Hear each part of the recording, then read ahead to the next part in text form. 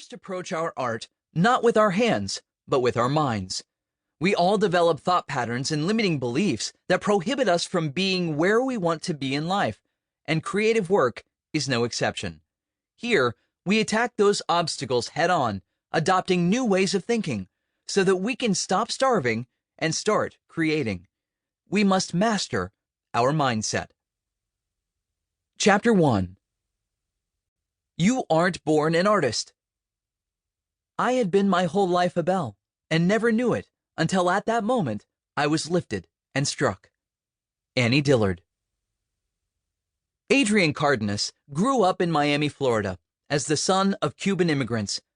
Fleeing the rule of Fidel Castro, the Cardenas family escaped to America, where their son took up the most American of sports, baseball. Soon, Adrian learned he was good at the game, and his talent grew into a dream, which became his ticket to a whole new life.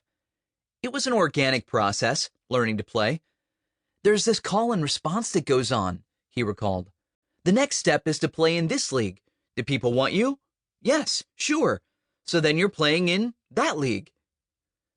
Following that call and response, Adrian advanced in the game, playing all the way through school.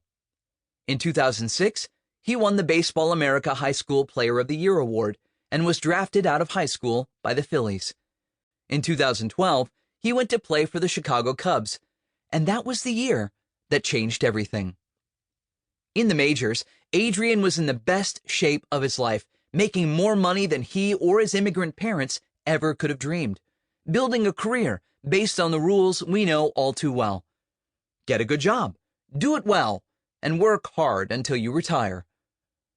This was the path Adrian Cardenas was on, and he knew how to walk it.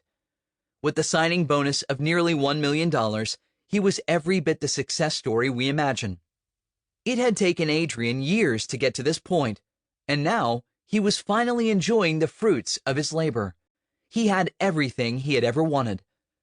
There was just one problem. He no longer wanted it. During that first year at Wrigley Field, something felt off.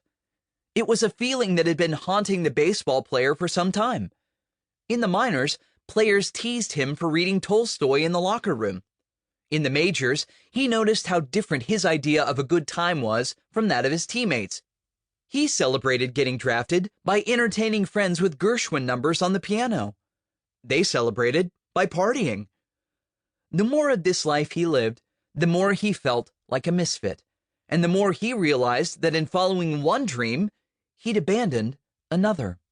When Adrian was a child, his parents insisted on piano lessons in hopes that he might one day attend the Juilliard School in New York. He had long loved the craft of writing and was a devout reader. But those interests now seemed like the dreams of a distant past. Still, he couldn't shake the feeling that maybe he was supposed to do something with these urges and interests. As the pieces of a new story began to knit themselves together, Adrian realized he'd ended up somewhere he didn't belong. Despite achieving everything he thought he wanted, it was time for a new dream. It wasn't too late to quit, start over, and reimagine his life, was it? In 2012, the same year he played his first game in the major leagues, Adrian Cardenas left baseball to tell stories. When things seemed stable and sure for the young athlete, he decided to reinvent himself altogether, which was the scariest but best thing he could have done. The rule of recreation. Sometimes in life, the script we're given no longer fits the story we want to live.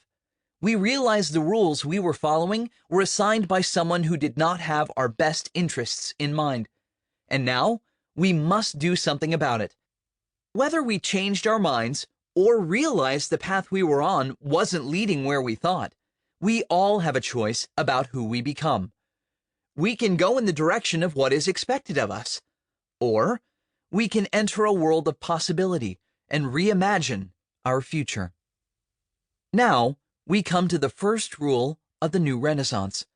I call this the rule of recreation, which says that you are not born an artist. You become one. At any point